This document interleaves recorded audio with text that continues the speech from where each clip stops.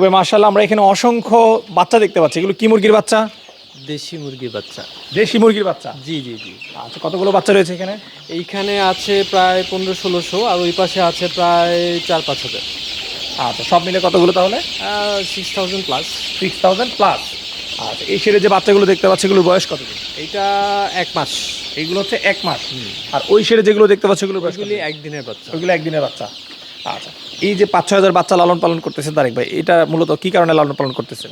আমরা আসলে ৪টা আইটেম নিয়ে কাজ করি। একটা হচ্ছে ১ দিনের বাচ্চা, ১ মাসের বাচ্চা, মাংসের মুরগি আর ১ মাস পরে ডিম পারবে এরকম প্যারেন্টস। তো এইটা থেকেই ১ মাসের বাচ্চা সেল করি, এটা থেকেই ১ দিনের বাচ্চা, এখান থেকেই সব আইটেমগুলি হয় ওইজন্য। আচ্ছা, মূলত এগুলো তো আপনি প্যারেন্টসও করতেছেন, আবার মাংসের জন্য তৈরি করতেছেন, আবার পাশাপাশি বাচ্চাও বিক্রি করতেছেন। জি, জি, জি, এক্সাক্টলি। এই বাচ্চাটা কত করে বিক্রি করতেছেন? প্রাইসটা আসলে আলোচনা সাপেক্ষে। বাকি জিরো বাচ্চার যে ব্যাপারটা এটা আমরা একটু বলতে চাই যে আমরা পিওর যেই মুরগিটা শুধু পিওর হলে হবে না, মুরগির কোয়ালিটিটাও ভালো লাগবে। ভালো মানের প্যারেন্টস হলে ভালো মানের বাচ্চা। তো ভালো মানের প্যারেন্টস থেকে ভালো মানের যে বাচ্চাটা গুড কোয়ালিটির বাচ্চাটা আমরা বিক্রি করে থাকি, যেটা আশা করি অনেকের সাথে মিলবে না।